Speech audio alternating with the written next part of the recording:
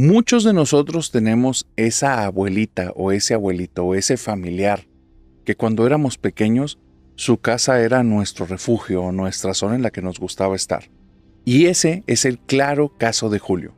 A Julio le encantaba estar en la casa de su abuelita Macaria. Los días en la casa de su abuelita Macaria eran aventuras. No había restricción de horario para la televisión. A él le gustaba ver caricaturas, pero le gustaba ver muchas caricaturas y no había ninguna restricción. Su abuelita Macaria no es que fuera una persona irresponsable, es que ya era una persona bastante grande. No era que se lo quisiera quitar de encima, se quedaba dormida. La abuelita Macaria le echaba todas las ganas, pero tenía una batería ya reducida por el cansancio y por los años. Pero ¿sabes qué? También por otro pequeñísimo detalle. Había algo que hacía que la abuelita Macaria en las noches estuviera bien despierta, pero en los días bien dormida. Y esta mujer, te dabas cuenta cuando se dormía, porque utilizaba unos lentes grandes de estos bifocales, que cuando se los ponía, sus ojos se veían enormes, y si la veías desde abajo, se veían como que extrañamente deformados. Era una visión no aterradora, sino muy chistosa, porque cuando ella se quitaba los lentes, sus ojos eran chiquitos. A Julio le encantaba estar con su abuelita. Y abuelita Macaria para acá, abuelita Macaria para allá. Y si estaba en la casa de abuelita Macaria y se quedaba dormida, bueno, él prendía la televisión y se quedaba viendo hasta que la abuelita Macaria se despertaba. Pero una vez que se despertaba la abuelita Macaria, abuelita, cuéntame una historia, abuelita, vamos a tu patio, abuelita, vamos a tu jardín. Y ahí traía la abuelita arriba y para abajo en lo que podía la abuelita y se volvía a quedar dormida. Pero en las noches Julio no recordaba lo que vivía en casa de su abuela hasta que se transformó en familia nocturna. Y esto lo llevó a hacer preguntas en su familia que lo acaban de dejar absolutamente aterrado. Por las noches en la casa de la abuelita Macaria se escuchaban muchos ruidos. Se escuchaban ruidos a lo lejos de la casa, como si hubiera un tipo de llanto o aullido, y la abuelita no dejaba pasar ni un solo segundo. Cuando Julio se ponía nervioso y le decía, abuelita, ¿qué es eso que se escucha?, iba y abrazaba al niño y se le llevaba a un cuarto, cerraba las ventanas, cerraba la puerta y se ponía a cantar en voz alta. Y le decía, ya duérmete, mijo, ya duérmete, mijo. Y entonces Julio empezaba a decirle, abuelita, pero se escuchan mucho. Es que son esos ruidos que están afuera. Es un gato que está maullando, hijo. Es un perro que está aullando. Después, abuelita, pero están ladrando muchos perros, pero suena como alguien que llora. No, mijito. Es un perro y es un gato. Ya no estés neciando, mijo. Ya, Julito, póngase a dormir. Y siempre lo tapaba, le ponía su colchita hasta el cuello. Y después de eso le sacaba uno de los bracitos y empezaba a hacer que se diera como un signo de la cruz, pero en todo el cuerpo. Y empezaba a decir, bendice esta cama de campo a campo, que no se le arrime ni cosa mala ni cosa de espanto, solo Dios y el Espíritu Santo. Era la oración que siempre decía la abuelita Macaria ahí antes de que Julio se durmiera. Y esos momentos para Julio eran momentos muy bonitos, él se quedaba muy dormido y ya. Ahora que es adulto, se da cuenta de algo, que es lo que lo aterra tremendamente. Lo primero es que la abuelita Macaria en las noches sí estaba muy despierta, y sus ojos en esos lentes de botella eran enormes, y en la noche en ningún momento parecía que tenía sueño. Pero ahora reconoce los gestos. La abuelita Macaria tenía miedo. Solo de niño no lo entendía, le creía lo que le decía, pero ahora capta. Cuando me decía la oración y me agarraba la mano, temblaba más que nunca. Cuando me hablaba, su voz era muy temblorosa. Y Julio, ahora escuchando estas historias y escuchando que muchas personas se ponen a preguntar a su alrededor si algo había ocurrido en su infancia, decidió ir a preguntarle a mamá y a papá si conocen algún secreto de aquella casa de la abuelita Macaria que al día de hoy en paz descanse. Y sus papás le dijeron, pues sí, mijo, cuando se murió tu abuelita la vendimos al día siguiente, no nos pudimos ni esperar. Al día siguiente es un decir. Y entonces él les dijo, ¿pero por qué? Pues porque ahí se aparecía la Llorona, mijo. Tu abuelita nomás no la quería vender porque fue un regalo de tu abuelo, pero se aparecía la Llorona. Cada vez que nosotros queríamos llevarte nos decía, por favor no lo dejen aquí, están poniendo al niño en riesgo. Y ella nos contaba que tú le escuchabas y ella te ponía a decir que eran perros, que eran gatos, pero era la Llorona. Y te cerraba la ventana porque tu abuelita en muchas ocasiones cuando iba hacia la ventana para cerrarla, la veía ahí en el patio. Y esta mujer estaba parada y se venía hacia la ventana. Dice, ¿no te acuerdas que tú muchas veces venías diciendo, mamá, papá, en la casa de abuelita Macaria me tocan la ventana en la noche? Y cuando se acordó Julio, se le fue la sangre al piso. En más de una ocasión, él había estado en presencia de la Llorona, solo no se acordaba, creía que eran gatos y perros, porque la linda abuelita Macaria no quería que su nieto se asustara. Y ahora me gustaría preguntarte, ¿qué te diste cuenta que era algo aterrador hasta que ya fuiste adulto?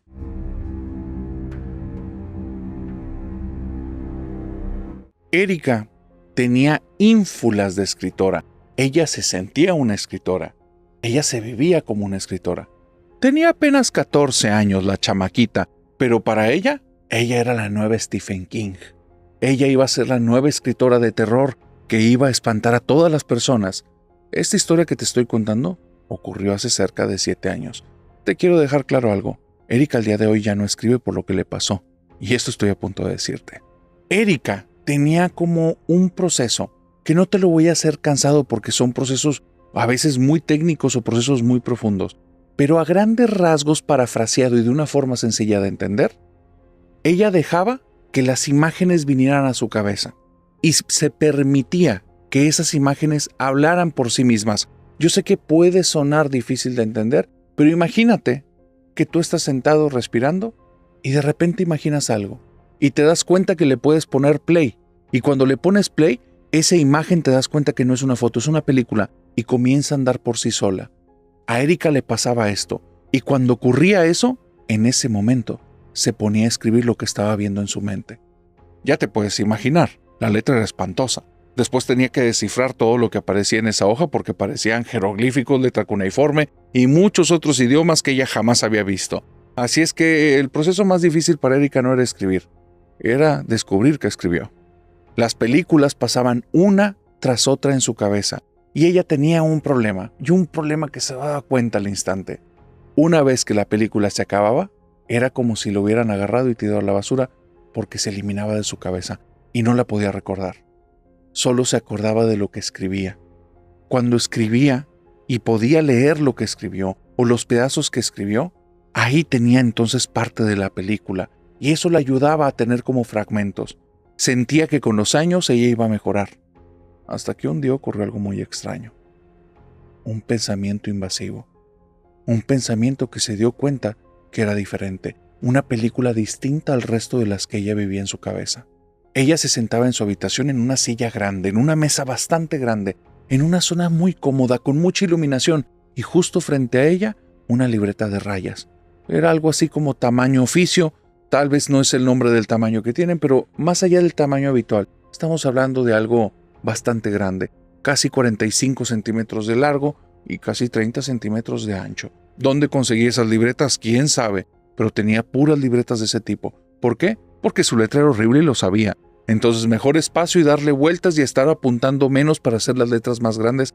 Y ahí tenía su pluma y simplemente se quedaba viendo la nada y cuando comenzaban a venir las imágenes empezaba a escribir. Estando ese día en su habitación, vino una imagen diferente. La película que veía en su cabeza era distinta. Tenía un marco diferente, un marco amarillo, un marco que estaba como llamativo en las esquinas y eso hizo que prestara demasiada atención. Por primera vez estaba viendo una película en alta definición en su cabeza, porque todas las películas que veía a veces eran en blanco y negro, a veces parecían dibujos animados, a veces parecían como bocetos escritos a lápiz, nunca algo en 4K que le pudiera hacer zoom y que pudiera ver detalles así, algo tan real. Y era absolutamente aterrador lo que estaba viendo. Ella veía a una persona que parecía una niña pero no lo era. Una mujer de la que no sabe su edad, de tez muy blanca, que estaba en un lugar muy oscuro que le daba la impresión que estaba bastante sucio y estaba solo iluminado por velas. Había diferentes mesas ahí, diferentes sillas, todo ahí era de madera y parecía rústico, como si ella misma o alguien más lo hubiera hecho, pero no un artesano, no un carpintero, cosas mal hechas. Velas distribuidas en todas partes en un lugar que todo es de madera es peligroso. Pero a esa niña no parecía importarle. Esta niña traía puesto como un vestido de estos de muñeca antigua. Era de un color violeta o morado. Como es medio oscuro el lugar, no lograba verlo con tanto detalle, pero sabía que estaba en este rango de colores.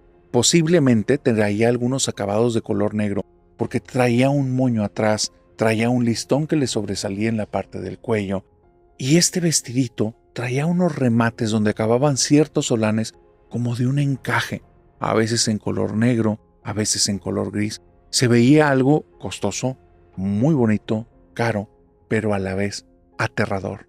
Ella se da cuenta que en lugar de botones tiene pequeños cráneos, y los cráneos son de color plata. Y esta cosa que parece una niña tiene una sonrisa que no le puede pertenecer a un niño no sonríe así. Es una sonrisa maliciosa, es una sonrisa de alguien que ha hecho el daño a muchas personas y le gusta, lo saborea, es algo que disfruta. Si alguna vez has visto sonreír a una persona que no tiene corazón y disfruta de hacer daño a otros, estás viendo ese tipo de sonrisa. Una sonrisa totalmente falta de empatía, totalmente falta de gracia. Es un deleite por la maldad. Las manos de esta niña tenían las uñas largas, y es ahí en las manos donde podías notar que no era una niña porque la piel estaba un poco arrugada, mucho más arrugada que cualquier niña. Iba de un lado para otro. En las mesas había papeles, había lápices que se veían antiguos, no lápices de los actuales, ni siquiera eran de marca, trozos de madera que tenían ahí una punta de carbón, y lo más llamativo era que entre esas mesas había una mesa que pudiera ser el centro de la habitación, que era más pequeña, rodeada de velas, en la que había una muñeca vestida exactamente igual que ella. Ella va con la muñeca, se limpia la lengua con la mano y con la mano llena de saliva empieza a llenar a la muñeca, que es una muñeca de porcelana, por todas partes de esa saliva. Va a otra de las mesas, trae algún objeto que se ve punzocortante, se hace daño en el cuerpo y con este líquido vital rojo empieza a manchar a la muñeca también. El vestido, que era totalmente morado, empieza a tener manchones negros y se ven parecidos a los manchones que tiene el vestido de ella, el vestido que trae puesta. Y esta imagen que está viendo no es nada más lo que ve, es la sensación del lugar. Es un lugar malo, es un lugar en el que si por error llegas a entrar, no vas a salir de ahí con vida. Esa cosa que estás viendo ahí se va a encargar, y por más pequeña que se vea, no importa qué tan alto y fuerte seas, no vas a poder hacer nada. Esa cosa que está ahí, que parece una niña que no lo es absolutamente malévola, es absolutamente oscura. ¿Y sabes qué es lo peor? Sabe perfectamente que la están viendo, porque de repente se voltea y le mantiene la mirada a Erika. Erika siente que esa mirada es la cosa más horrible que ha visto. Son unos ojos que tienen un brillo propio, cierto colorcito como grisáceo, un ojo que nunca ha visto en la vida real, un ojo que parece más bien de muñeca. Cuando ve esos ojos, siente como si eso que estuviera viendo, de alguna forma, quisiera entrar en ella. Algo que no se puede describir. Era como si la película tuviera vida y de repente le salieran ramas y las ramas comenzaran a enredar a Erika por la cabeza, por el corazón, por dentro de ella. Comienza a gritar y es entonces que se da cuenta que solo está tiesa en su escritorio, no ha escrito nada, tiene la boca abierta y le duele la quijada. ¿Cuánto tiempo lleva gritando sin voz? Nadie sabe. Perdió la noción del tiempo. Se levanta de ahí, absolutamente turbada de esta situación, se siente muy incómoda, no sabe qué fue lo que pasó, jamás le había pasado esto. Durante los siguientes 3 días no escribe, no toca la libreta, apaga ese lugar en el que escribe y no quiere saber nada. Pero el cuarto día se da cuenta que no debe ser una cobarde. Simplemente fue una imaginación muy realista, es todo. Va, se sienta en su sillota frente a su gran escritorio en su libretota y de repente el marco amarillo está otra vez frente a ella y no se puede mover. Quiere cambiar de película, quiere ver otra cosa, no puede hacer absolutamente nada. La película inicia donde se terminó la vez pasada. La mujer le está viendo directamente a los ojos. Va caminando hacia la muñeca. Toma la muñeca por la cabeza. Va caminando a uno de los bancos. Toma un papel, comienza a voltearlo y se lo muestra a Erika. Es una fotografía de esta chica en color sepia, agarrando con una mano a la muñeca y sosteniendo una foto en la otra mano. Algo absolutamente aterrador. Y Erika nada más ve cómo sonríe y comienza a agarrar el papel y a meter esta fotografía en la parte de la espalda de la muñeca. Es algo horrible, porque lo que está viendo, siente ella como si se lo estuvieran haciendo a ella. Siente una mano que se le empieza a meter en la espalda, siente que hay una mano que le está presionando la cabeza y hay algo peor, como si un montón de grilletes la tuvieran atada a la mesa porque no se puede mover. Quiere patalear, quiere gritar, quiere que eso deje de pasar y de repente todo se vuelve negro y ella recobra la conciencia y está igual. El cuerpo está totalmente tieso, está sentada en su habitación y la quijada le duele, está la boca abierta. Cierra la libreta, ya no quiere escribir. No le interesa escribir. No quiere saber nada de esto. Durante los siguientes días, Erika lo que quiere es recobrar la compostura. Dormir le da miedo, cerrar los ojos le da miedo, imaginar le da miedo. No quiere saber nada de imaginar. Se pone a hacer diferentes cosas que le ayuden a distraerse. Cosas que sean muy físicas, cosas que no tenga que pensar. Lavar, planchar, barrer, trapear, lo que sea. Lo que sea. Y se da cuenta que si se sale a pasear, está tan ensimismada viendo cosas que no piensa mucho. Así es que agarró una rutina muy peligrosa. Comenzó a caminar sin rumbo, viendo casas, viendo personas, y de repente estaba en medio de algún lugar que no sabía cómo llegó. Y ahora el juego era reencontrarse y volver a regresar a casa, hasta que sintió algo raro. Sintió un día como una necesidad de empezar a caminar en un rumbo. Se fue metiendo entre unas calles, con eso llegó a otra colonia, y de repente se mete en un par de callejones que termina dando con algo que parece una casa, pero se da cuenta que tiene un pequeño letrero que dice bazar. Se mete, la puerta no tenía ningún tipo de seguro, y cuando entra, está una persona, un adulto mayor, que la atiende muy amablemente, le dice: bienvenida, eres la primer cliente del día, por favor, ¿quieres que te dé un tour? ¿Quieres ver algo? ¿Te interesa algún artículo? Tenemos ropa, juguetes, calzado. ¿Qué gustas? ¿Qué gustas ver? Aquí tenemos de todo y tenemos de muy buena calidad. Y tenemos ya cosas más baratitas. Y entonces ella les dice: no sé qué estoy buscando. Y le dice: tienes cara de que te gustan las muñecas. Cuando ella escucha esto, es como si le hubieran hecho una descarga eléctrica en toda la columna vertebral. Y se le queda viendo la persona y le quiere decir: no, todo menos muñecas. Y esta persona rápidamente se va a una de las áreas de este lugar, toma una muñeca y se la trae.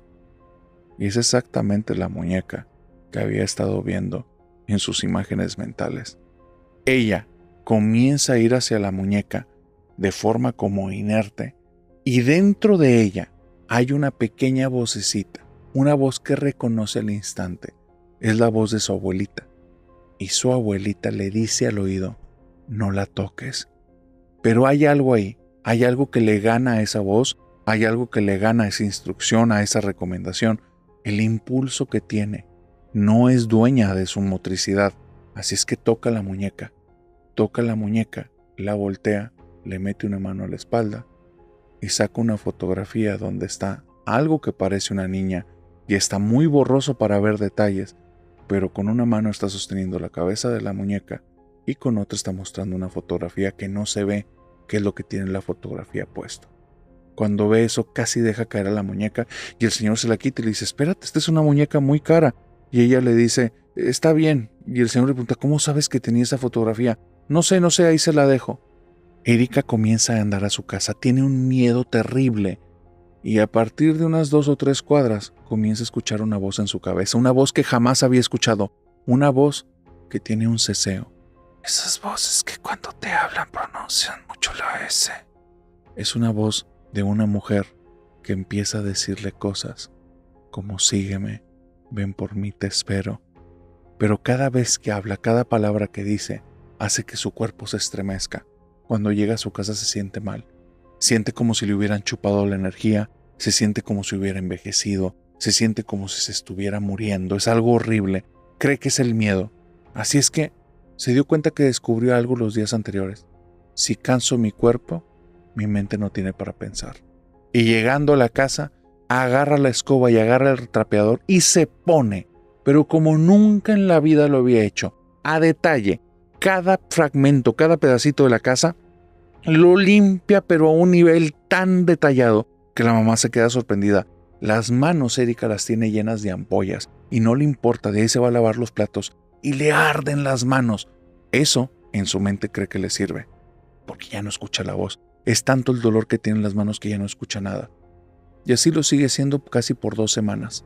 Como de repente ya no puedo usar las manos, vamos a ponernos a caminar y caminar y caminar y caminar y caminar y caminar y caminar. Y mientras camina, empieza a tararear canciones, empieza a decir cosas. Y cuando se da cuenta que ella misma está diciendo lo que la voz del ceseo habla, se calla la boca, se muerde la lengua y se pone a caminar. 3 semanas después, teniendo muy claro que no quería volver a acercarse a esa muñeca, decidió agarrar todas sus cosas de escritura, tirarlas a la basura y empezar a hacer puras actividades físicas. 3 meses después, ya no había contacto con nada de esto. Pero dice que al día de hoy no sabe qué hacer. Le encantaría hacer la nueva Stephen King, pero no se atreve a agarrar un lápiz y abrir una libreta, porque tiene miedo que le vuelva a abrir la puerta esa cosa que parece que la quería para ella. ¿Y tú? ¿Qué harías en el lugar de Erika?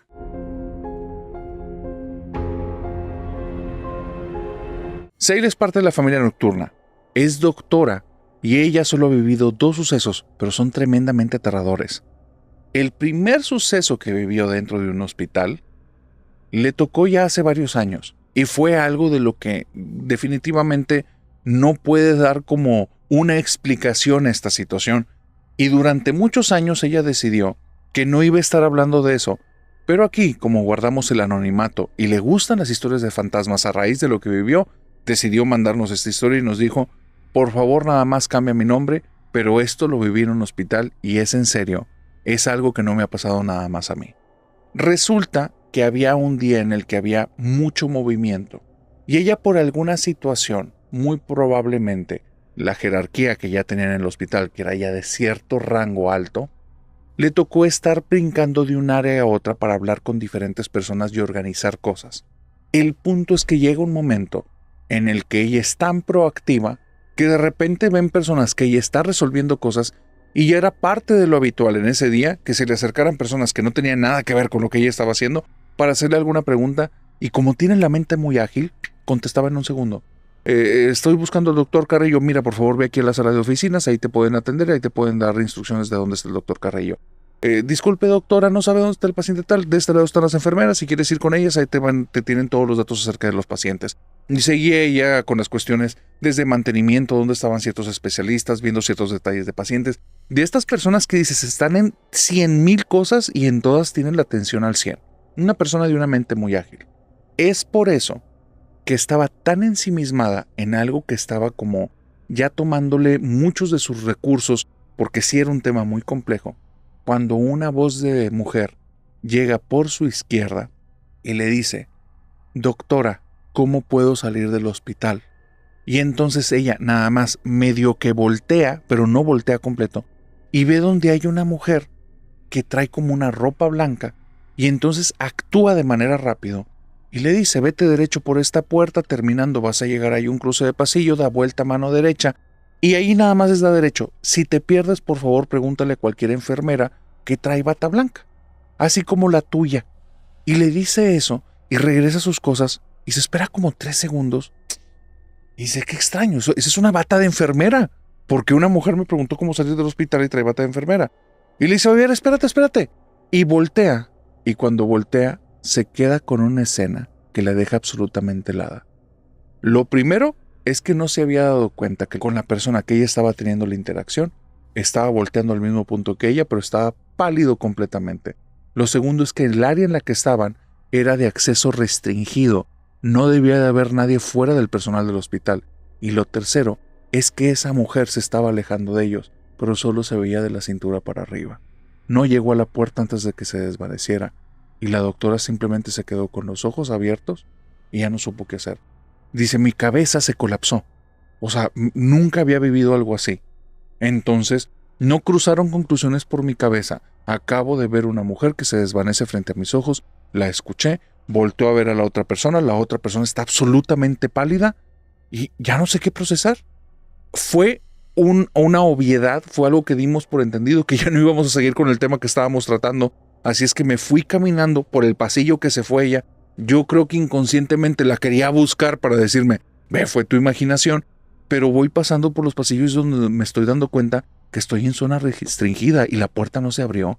Punto, se desvaneció. Entonces estoy en este choque mental cuando me ve uno de mis muchachos y me dice, ¿qué pasó, doctora? ¿Se ve mal? ¿Se ve extraña? No, es que no sabes lo que me pasó. De seguro vio a la Blanquita, ¿verdad?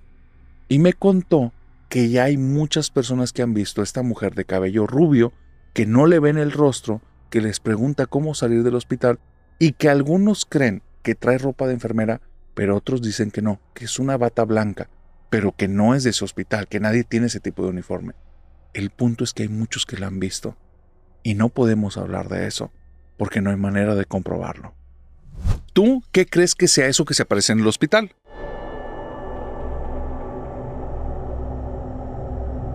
Como ya te había dicho, la doctora Seila es una seguidora del canal y vivió dos cosas. Esta es la segunda cosa que vivió en el hospital. Ya había pasado un muy buen tiempo desde lo que te conté en la historia anterior. Y un día tuvieron una situación muy difícil. Este día hay un encuentro armado entre dos grupos delictivos de su ciudad. Traen los heridos al hospital y entre los heridos viene una persona que es una persona de un bando criminal que dice ella, venía como queso gruyere, o sea, recibió una cantidad de balas impresionante que los doctores ya sabíamos que muy probablemente no teníamos nada que hacer, pero nos los traen, tiene signos vitales y vamos a actuar con total profesionalismo. Reunimos al cuerpo médico de emergencia rapidísimo, ya lo estamos llevando rumbo a la sala, entramos en la sala de cirugías, hicimos todos los protocolos que se tenían que hacer y estando ahí en la sala de cirugía, comienzo a escuchar a un enfermero que empieza a maldecir y comienza a repetir la misma mala palabra, pero él esa palabra la utiliza cuando algo lo sorprende y cuando está pasando algo que no puede creer. Usualmente utiliza esa palabra para bromas, como para una respuesta para cuando dicen algo como ¿cómo me vas a decir eso? Y dice esta frase, es una frase totalmente altisonante, pero la empieza a repetir y repetir y repetir y repetir hasta que llega un momento en el que me molesto. Y le digo, oye, no me importan cuáles son tus criterios y tus prejuicios, no es momento de broma, estamos trabajando. Y entonces alza la voz y dice, es que no ha visto eso, doctora, y me señala para un lado. Y tenemos un instrumento al que le llamamos tortuga. La tortuga es un cuenco metálico en el que depositamos como los restos de las balas y cositas que tenemos que sacar del paciente. Ese cuenco todavía no tiene nada más que sangre. Sangre porque en lo que nos estuvimos pasando cosas tocaron y el cuenco está en medio de una mesa totalmente vacía y está girando solo. Y está gire y gire y gire. Y entonces volteo a ver eso y le digo, ya, no estés haciendo bromas, carajo, concéntrate. Dice, no he tocado esa cosa, no sé qué está pasando. Entonces, yo regreso a mi trabajo, regreso con el paciente está gravísimo, como te digo, había recibido muchos impactos de bala. Las luces, lo que jamás me había pasado y no me ha vuelto a pasar, comienzan a parpadear y el lugar se siente extraño. Te lo voy a describir como lo sentí, me vale si me creen o no. Sentí que una persona comenzó a rodearnos y a caminar alrededor de nosotros una y otra vez en círculos que cada vez iban acercando más a la persona que estaba en la mesa. Conforme yo sentía eso, dice, la sensación fue tan real que me quedé helada. Por primera vez, yo estando ahí soy una máquina, las cosas las tengo que hacer y tengo que estar objetiva y despierta. Me quedé helada. Las luces parpadean, el cuenco eso está dando vueltas, empieza a acelerarse, esa cosa se siente que está caminando alrededor de nosotros. Dice, esto duró unos segundos, tal vez 20 o 30 segundos. Y en eso, una persona del grupo dice, él está pactado, busquen algún signo. Y yo le digo, ¿de qué demonios estás hablando? Esto no es normal, está pactado, busquen algún signo. Pierde signos vitales y en ese instante donde la persona fallece, la luz regresa a la normalidad, el cuenco se detiene enfrente de nuestros ojos y una persona dice, miren, y en una de las piernas tiene la Santa Muerte enorme dibujada ahí. Me dice, él estaba pactado, vinieron por él. Si conoces a alguien que tenga una historia de pactados, por favor, mándenmela. Estaría interesante contarla aquí en el canal.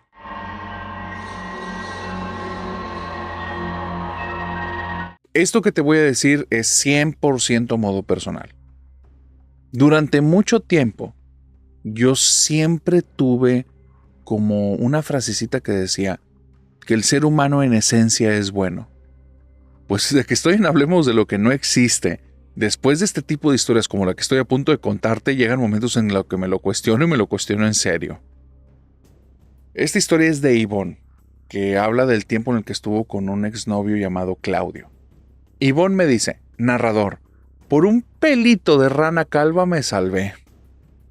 Y entonces me cuenta una historia de lo más atípica que me han mandado. Resulta que Ivonne se había enamorado de un chico que se llama Claudio. Desconozco dónde lo conoció, pero dice que fue como un tipo de química instantánea. Química, que se entienda, no era de me gusta o cuéntame acerca de tu vida o... Se vieron, hubo una mutua atracción, mucha pasión y una cosa hizo que la otra fuera demasiado rápido, muy poca cabeza de por medio. ¿Por qué te digo esto? Porque es muy relevante. Porque las decisiones que va tomando Ivonne a partir de ahí no son decisiones inteligentes y ella lo tiene muy claro, pero también cree que tal vez no es del todo su culpa. Ahí te va.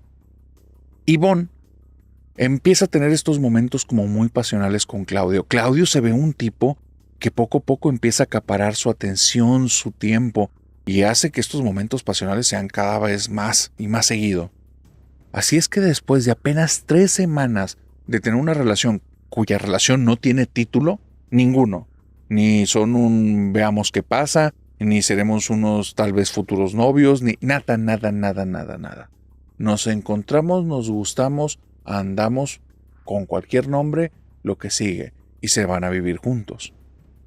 Cuando ella se va a vivir junto a Claudio, que es parte de sus decisiones mal tomadas, ella rentaba un departamento en una zona muy bonita de la ciudad. Claudio vivía en una zona que no es por criticarla, pero era una zona peligrosa para Ivonne. Era una zona donde tal vez Claudio no tenía ningún tipo de problema, pero Ivonne sí podía tener problemas. Su carro no iba ad hoc a la zona. Su percha no iba ad hoc a la zona. Se notaba que ella desentonaba de ahí, y no porque se viera en fachas, sino porque se veía demasiado elegante para el lugar. Eso hacía que todas las personas por donde pasaba se le quedaban viendo. Y no era un barrio nada agradable, era un barrio peligroso y conocido por lo peligroso. Y no le cruzó por la cabeza. No estaba enamorada, estaba apasionada. Llegaron a este departamento y, que se entienda, lo inauguraron. Después se dio cuenta que 2 de los cuartos que estaban atrás estaban ocupados por personas y estaban ahí. Y no les importó. Cuando se dio cuenta, no se escandalizó ni nada. Y me dice, narrador, es que yo desde ahí ya iba captando, o ahora más bien capto, que algo raro estaba pasando entre los dos, porque yo soy una persona muy pudorosa. Cuando salen estas personas y estoy cubierta por una sábana prácticamente transparente y no llevo nada abajo y no me importa y lo saludo como si nada, no sé por qué no se me prendió la alarma. ¿Esa no era yo? Me quedo en ese lugar y ni siquiera voy a mi departamento por cosas. Durante 1 semana y media estoy utilizando la misma ropa. Solo utilizo la parte externa de la ropa porque la ropa interior estaba sucia y no teníamos dónde lavarla ahí, y no me importa. Más de un día estuve solo cubierta por una toalla y me paseaba así en el departamento. Te lo vuelvo a decir, yo era una persona pudorosa. Después de eso empezaron a pasarme cosas muy extrañas. No podía dormir en la noche. Me sentía como con mucha energía al principio y después me sentía drenada. Y fue en estos días cuando nos tocó la puerta una vecina. Claudio me dijo que por favor fuera a abrir, porque para este momento Claudio no hacía nada. Yo me encargaba de limpiar, de recoger, de hacer la comida, de poner las cosas, y él no hacía nada. Él se iba a trabajar y regresaba. Yo tenía ya 2 semanas de no haber ido al trabajo y ya no tenía trabajo, y no me importaba, y no me daba cuenta. Fui a abrir la puerta esa mañana, y entonces, del otro lado está una vecina. Yo estoy con una camisa alargada de este Claudio. Esta camisa casi deja ver parte de mi pompa, y es algo que no le estoy prestando atención, y así fui a abrir la puerta.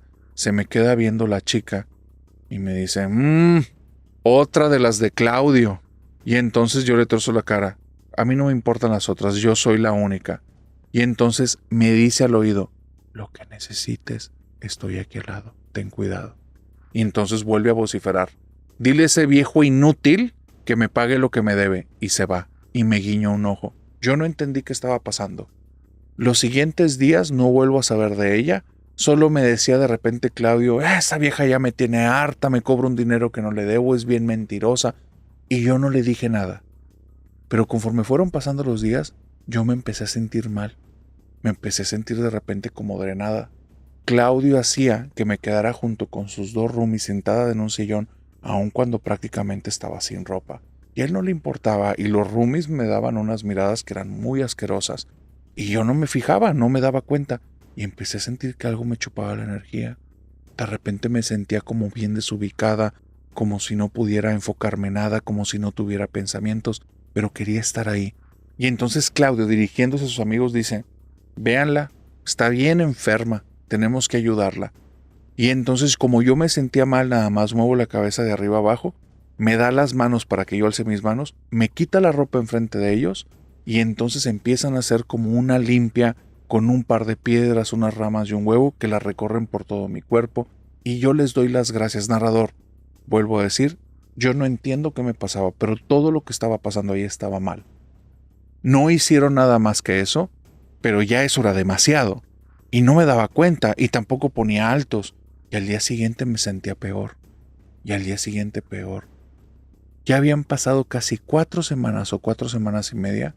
Me veo frente al espejo y lo que veo ahí es otra persona. Mi cabello perdió totalmente su brillo. Mi cara se ve demacrada. Bajé kilos. Mi cuerpo no se ve como unas semanas antes cuando llegué ahí. Me veo envejecida. Tocan la puerta, yo me siento muy triste, muy mal, muy abatida y solo tengo una idea en la cabeza. Ojalá que Claudio me pueda ayudar porque ya nadie me va a querer así. Y entonces cuando estoy con esas ideas me están toque y toque la puerta de la entrada. Voy caminando para allá, abro la puerta, estoy otra vez en una toalla nada más y es la chica de al lado y me dice, si no te vas de aquí, te va a enterrar como las otras. Vete, no eres la primera.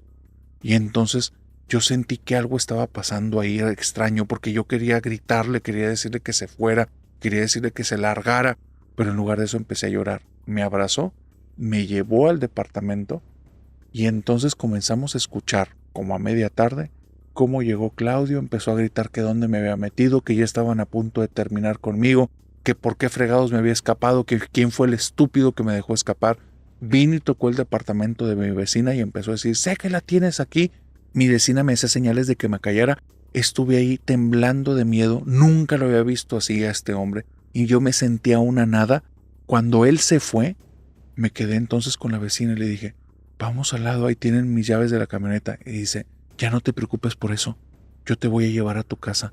Tienes que estar bien. Conoces a alguien que te pueda cuidar. No puedes estar en un lugar donde te localice. Recuerda, te van a enterrar como las otras. Dice, narrador, me quedé un día y medio con ella.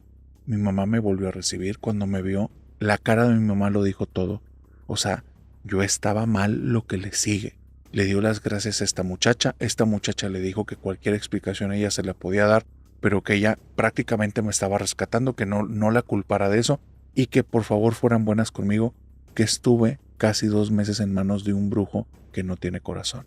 Narrador, no sé, no tengo la menor idea de quién demonios es ese Claudio, jamás quise investigar, nunca reclamé mi vehículo, nada más di de baja las placas y di de baja como si yo ya no lo tuviera, nunca levanté nada.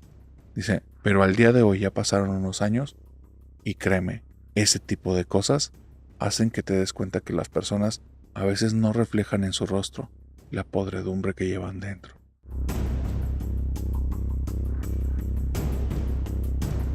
Y siguiendo este ritmo de historias que me hacen perder un poco la fe en la humanidad, quiero contarte la historia de Carla. Carla prácticamente me mandó una confesión. Y ella me cuenta que ella durante muchos años vivió enferma. Era una persona que tenía pésima salud.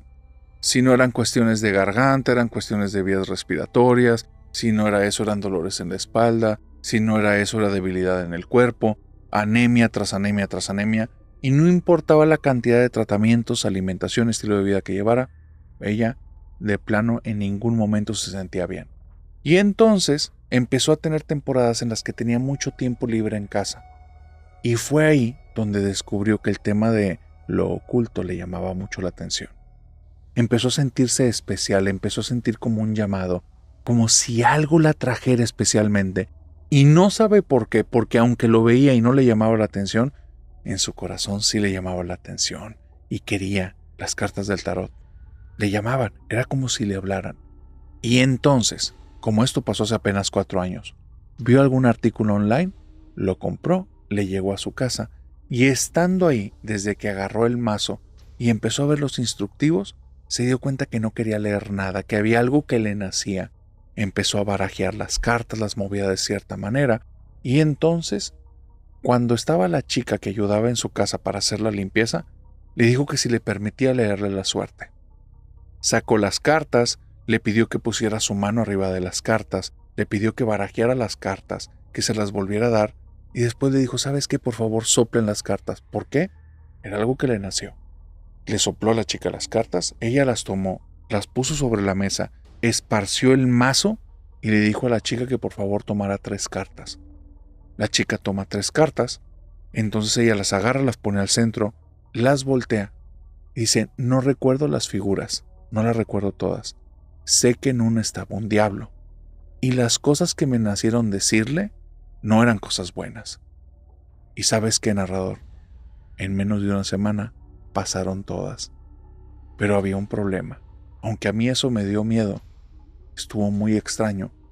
Pero durante toda esa semana, después de haber leído las cartas, yo no traía dolores, no me sentía mal, me sentía con más energía que nunca.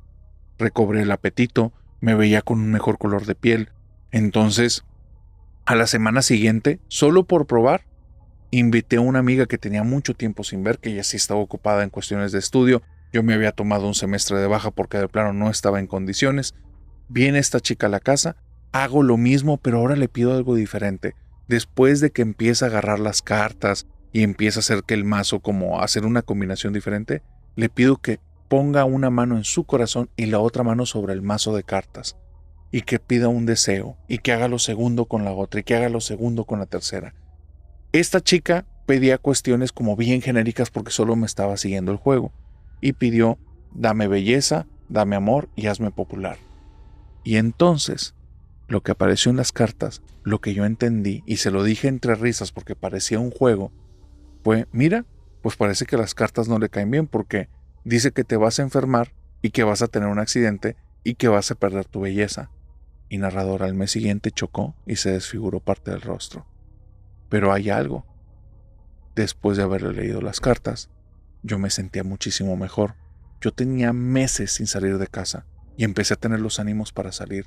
Y empecé a sentirme muy a gusto y me empezaba a preguntar, Carla, ¿qué está pasando?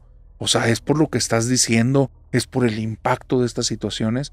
Pero no, los accidentes venían después. Esto era ahí, era después de leerlas que me sentía tan bien. No eran las ideas, era algo. Cuando tuve una tercera persona, yo lo noté. Después de que leía las cartas, esa persona tenía menos energía y yo tenía más energía. Así es que le hablé al día siguiente y la persona se sentía enferma, yo me sentía bien. Y no me siento tan orgullosa de decirlo, pero comencé a hacer esto bastante más seguido.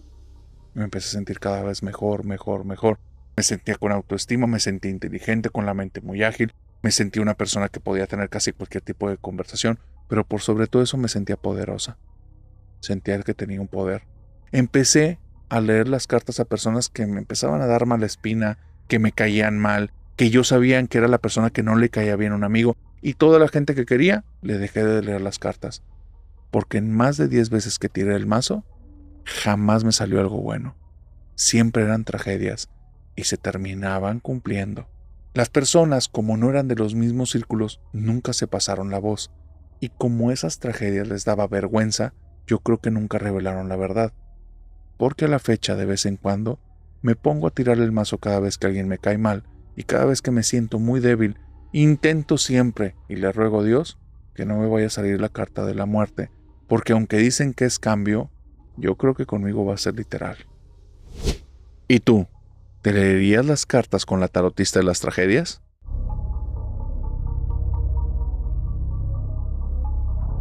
Eloísa vivió esta situación ya hace cerca de 10 años y me mandó un correo que me llamó mucho la atención por cómo inició y me decía: narrador, ¿tú crees que las leyendas estén basadas en sucesos reales que después los maquillan? Y se me hizo muy extraño, pero después de que leí lo que ella vivió, entendí perfectamente de qué se refería con sus palabras. Ahí te va, porque es de las historias más aterradoras que me han dicho. Ella me cuenta que durante una temporada medianamente larga, cerca de 2 meses, por alguna situación que no viene al caso en este momento, se tuvo que quedar en la casa de su abuela. Pero no nada más ella, su hermana y una prima que era prácticamente su mejor amiga. Ya sabes, esa familiar con la que es prácticamente tu confesor, con la que hay una química padrísima, que todo son risas, que todo fluye, que siempre hay plática, que nunca te aburres. Esa prima estaba ahí. Y era tanta la química entre estas dos chicas que la hermana mayor de Eloísa es la que nos mandó la historia, la hermana mayor de Eloísa estaba fastidiada de las dos y le pidió por favor a su abuela que si le permitía dormir en su habitación, en la habitación de su abuela, que no le iba a incomodar, pero es que las otras dos nunca se callaban. Así es que ya estaban los dos cotorritos en su habitación, Eloísa y su prima, y la abuela junto con su hermana mayor estaban en otra habitación. Los días transcurrieron rápido. Me da la impresión que no había clases porque prácticamente día y noche se lo pasaban en esa casa. Pero ella se dio cuenta, Eloísa, que ella tenía mucho más batería, mucho más energía y aguantaba más que su prima, porque su prima para las 9 de la noche ya se andaba quedando dormida. Y Eloísa, a hurtadillas, se salía de su habitación, iba y prendía el televisor, le bajaba el volumen a prácticamente 1 o 2, se pegaba cerca de la tele y ahí con los ojos abiertos se quedaba viendo la pantallota y escuchando qué era lo que pasaba. Y le daban las 10, 11, 12 de la noche. Pero hubo un momento en el que la abuela la descubrió y le dijo que ya dejara de hacer eso. A partir de que la abuela la descubre, Eloísa nota algo, porque no le hace caso al instante. La abuela se duerme más temprano que su prima, entonces sabe que nadie le está vigilando, pero tampoco le quiere faltar al respeto. Pero hay algo que sí hace que se empiece a dormir temprano. Después de la llamada de la atención de la abuela, los siguientes 3, 4 o 5 días estando ya en la casa, comienza a escuchar ruidos en la casa que no estaban antes. Algo que está como repetitivo, como si alguien arrastrara los pies, como si en lugar de querer caminar, estuviera arrastrándose. Y se le hace muy raro. Voltea de un lado para otro, cree que la prima le quiere jugar una broma, de repente habla un poquito alto y dice: ya hermana, ya sé que estás ahí, y voltea para un lado donde escuchó el sonido y no hay nada. Hay un momento en el que escucha que el sonido viene de una habitación, que es el cuarto en el que la abuela lo tiene como lleno de cosas que se fueron acumulando con los años, y dice: ay, se me hace que es una rata. Y la idea de que pueda ser una rata es la que hace que ya no quiere estar sola en la casa. Apaga la televisión, se va al cuarto de la prima, se queda a dormir y listo. A partir de ese día, en el momento en el que la prima se va a dormir, ella la acompaña, no se quiere topar con ninguna rata. Pero parece que eso era una trampa y ella cayó redondita. Pasa algo muy raro con la prima, porque ese día que va, después de haber apagado la televisión por lo de la rata y entra en la habitación, nota que la prima está dormida pero como piedra, porque abre la puerta y la prima ni se inmuta. Aparte, la prima tiene una postura bien extraña. Tiene la mitad del cuerpo como si hubiera estado torcido para un lado, pero de repente el hombro izquierdo se forzara a estar pegado sobre la cama y la cabeza está volteando hacia arriba con los ojos cerrados y la boca también, pero se ve extraña la postura, no se ve una postura cómoda. Se le queda viendo y habla un poquito alto para que le escuche y a ver si se ríe o algo. Y le dice: ay, qué cómoda te ves, hasta parece que te están torturando. Y la prima no reacciona. Y se le hace raro porque la prima prácticamente siempre está al tanto de sus chistes y todo. Va y la mueve y la prima no reacciona. Está respirando, está dormida. Y dice: bueno, está duerme, pero de plano como si fuera una lápida. Se va a dormir. Los siguientes días, ella nota que realmente su prima duerme de forma extraña. Como ahora se van a dormir juntas, le presta atención. Y la prima se acuesta de un lado y siempre se acuesta de la misma manera, como haciéndose un ovillo, como en posición fetal, siempre el lado derecho de su cabeza pegado a la almohada y siempre se está agarrando como las dos manitas en una posición como si fuera de hacer algún tipo de oración. Y después pasan un par de horas y está torcida al lado izquierdo con la cabeza hacia arriba, las manos están separadas, palmas contra la cama. Es extraño que tome esa posición. No se dan cuenta en qué momento lo hace. La intenta despertar, nunca logra hacerlo. Y así pasan un par de días. De repente, un día está ahí, acostada en la habitación, pero no se duerme. Está viendo a la prima y le está viendo detalle en qué momento toma esa posición. Y extrañamente esa noche, nunca cambia de posición. ¡Qué raro! Hoy no cambió, todos los días siempre termina en la posición esa rara, y hoy que la estoy viendo no pasa. ¿Por qué? ¿Quién sabe? Ya sé lo que voy a hacer. Mañana me voy a ir a ver la televisión aunque esté la maldita rata. Y entonces, cada 10 minutos voy a venir para acá, voy a dejar la puerta abierta y me voy a asomar. Y a ver si ya cambió de posición.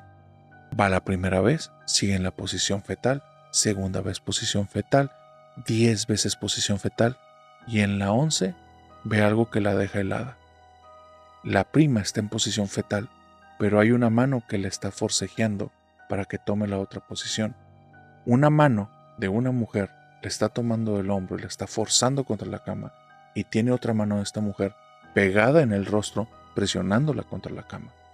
Voltea a ver y ve que estas manos son totalmente blancas y van subiendo por una bata blanca, y de repente lo único que ve es como un cabello ondulado, con un cabello muy extravagante, como si fueran, imagínate, como caireles y caireles de un cabello oscuro, pero que estuvieran ahí teniendo una cantidad de cabello y una cantidad de cuerpo que tiene cierto movimiento como si hubiera viento, que no lo hay, al punto que parece que tiene vida propia el cabello. Y se está moviendo, y se está moviendo. Y ella nota que entre el cabello hay algo que le está empezando a observar, y le da tanto miedo que grita: ¡Abue! ¡Abue! ¡Hay algo aquí en la casa! Y entonces se prenden las luces del cuarto de la abuela, y cuando se prenden las luces, la luz llega a entrar hasta el cuarto de estas chicas de alguna manera, y cuando el primer haz de luz entra en la habitación de estas chicas, ve como esta mujer que está en total penumbra, en total oscuridad, algo la estira, algo la jala y la mueve a una velocidad vertiginosa hacia una de las esquinas de la habitación y la absorbe y desaparece. Y ella se queda helada. Cuando eso sucede, su prima comienza a respirar agitada al momento y abre los ojos y dice: estaba teniendo pesadillas. Esta chica narra lo que le pasó. La abuela le dice: por favor, tuviste una pesadilla. ¿Qué haces tan tarde viendo la televisión? De seguro estás viendo cosas de terror. ¿Qué te pasa?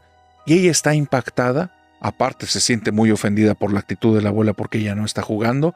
Y lo que acaba de ver de la prima, esa postura que había estado teniendo los otros días, es por esa cosa de seguro. Le está forzando a estar así, quién sabe por qué. La prima, y ahora lo notan todos, está un poco más flaca y está más débil que el primer día que llegó. Y come bien y tienen muy buena actividad física en el día. Esto se está poniendo muy raro. Hace que la chica que me mandó esta historia, Eloísa, se ponga bien paranoica. 3 o 4 días después, están desayunando la hermana mayor, Eloísa, su prima y la abuela, cuando la hermana mayor es la que dice: abuela, tengo que decir algo. Eloísa no estaba echando mentiras el otro día.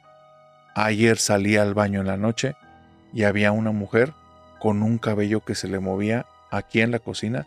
Me dio demasiado miedo porque sentí que me iba a voltear a ver, y algo me dijo que si la veía ya no iba a poder hacer nada, y corrí a la habitación, me tapé porque me dio mucho miedo y yo creo que debí haberlas despertado. Dice: pero yo también la vi. Entonces Eloísa dice: yo en ese momento, narrador, le dije: ves, abuela, no inventé nada, esta casa está embrujada, algo nos ocultas. Y me puse bien así, y mi abuela se empezó a reír porque creía que era un juego, y ahí quedaron las cosas. Pero yo la verdad estaba tan asustada que empecé a hablarle a mis papás, y a los 2-3 días nos fuimos. Mi prima también se fue a su casa. No, ella no había visto nada, pero nos veía tan alteradas que ya tampoco se sentía a gusto estando ahí. Así quedaron las cosas. Un invento de un par de huercas, de unas chamacas, de 2 muchachas con mucha imaginación. Y empieza a moverse el tiempo hasta que pasan 4 o 5 meses más. Y entonces la abuela marca la casa de Eloísa para pedirle una disculpa. Y le dice: mija, ya me enteré que no estabas mintiendo, ahora sabemos que es verdad, pero no sabemos qué vamos a hacer. Lo que le dice la abuela es que un primo de Eloísa, que ya es un sujeto bastante mayor, es un tipo de casi 32 años, había tenido una situación económica difícil y le pidió a la abuela que si se pudiera vivir a su casa una temporadita de unos 2 meses en lo que se estabilizaba, pero iba con premio. Iba junto con su novia, que ya eran pareja y andaban formalizando. Y la abuela, como es bien querendona, le dijo que estaba bien, que se quedara en la casa, que nada más no había mucha comida, que ahí sí le iba a pedir de por favor que pidiera ayuda en otra parte para que no se acabaran la despensa. Y él dijo que estaba bueno. 2 días estuvo en la casa, porque el segundo día, dice él, que comenzó a escuchar como que algo se arrastraba. Creía que era una rata, hasta que se dio cuenta que ese sonido venía del lado derecho de su cama, y cuando abrió los ojos, vio unos ojos verdes, verdes, verdes, pero centellantes. Dice, eran unos ojos vivos, como si tuvieran 2 lámparas por dentro y estuvieran brillando en la oscuridad, en medio de cabellos que se movían como si estuvieran vivos, con una piel blanca, algo que parecía una mujer, y quería gritar, pero en el momento en el que me quedé clavado con su mirada, me quedé petrificado. No podía moverme. Pero no era que me diera miedo, no podía moverme. Me dejó como congelado.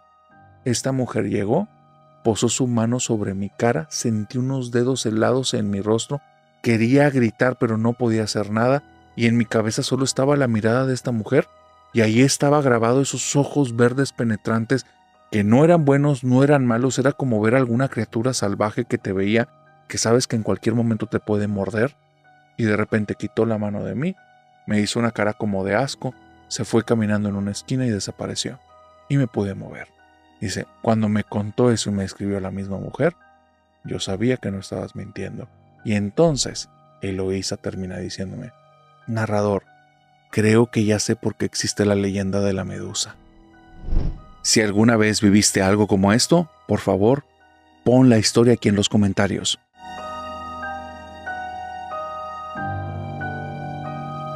Esta última historia que estoy a punto de contarte es algo que le ocurrió a Mauricio cuando era muy pequeño. Y lo tiene grabado desde entonces porque a él le da miedo la oscuridad, le dan miedo las sombras y le da miedo todo eso que tiene forma, pero que su mente no puede explicar. Mauricio, al día de hoy, no es un muchacho, es un adulto mayor de casi 67 años. Pero él recuerda perfectamente cuando era niño y le tocaba ir por las calles en la noche de la casa de sus papás a la casa de sus abuelos para llevar alguna noticia, llevarles alguna comida o ir a avisarles o preguntarles algo, que le tocó ver algo espantoso que el día de hoy lo tiene traumado. Dice que en esa zona en la que ellos vivían era en las afueras de la ciudad. Inclusive en la casa de sus papás, que estaba como más metido en la colonia, no había ni siquiera pavimento, era terracería.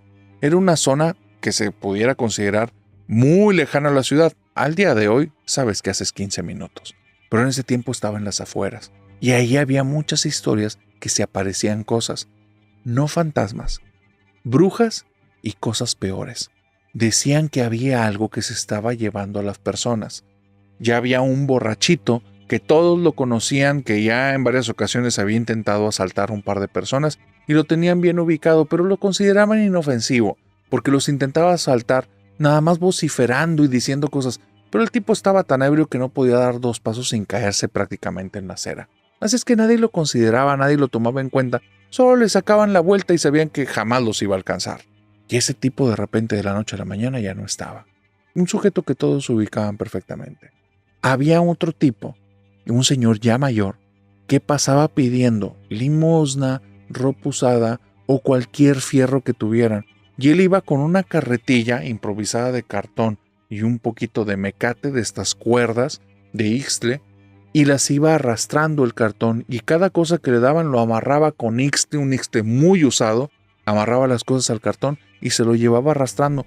Nunca nadie vio a dónde llevabas esas cosas, pero ese tipo de repente de la noche a la mañana ya no estaba.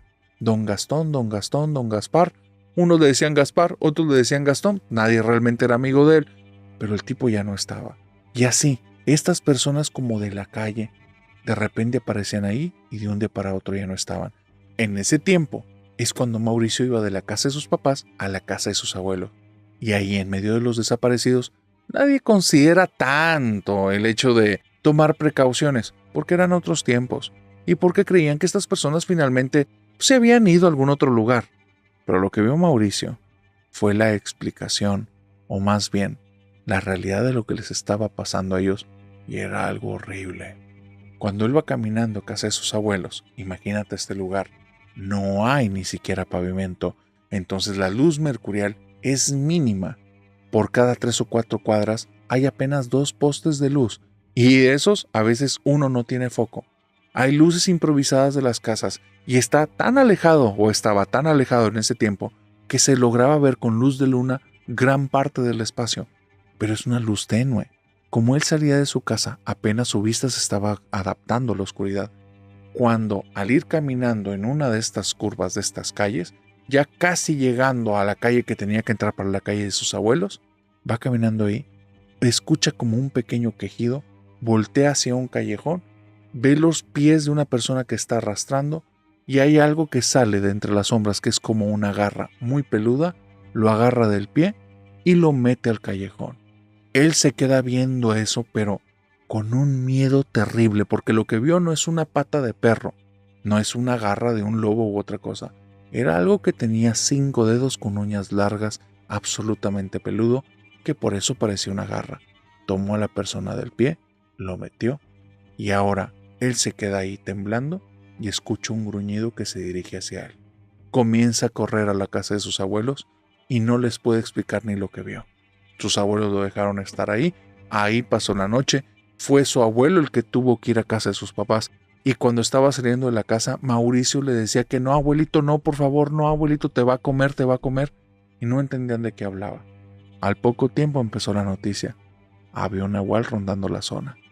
Mauricio sabía perfectamente que era verdad, los demás creían que era un mito. Si alguna vez viviste algo como esto, mándame tu historia.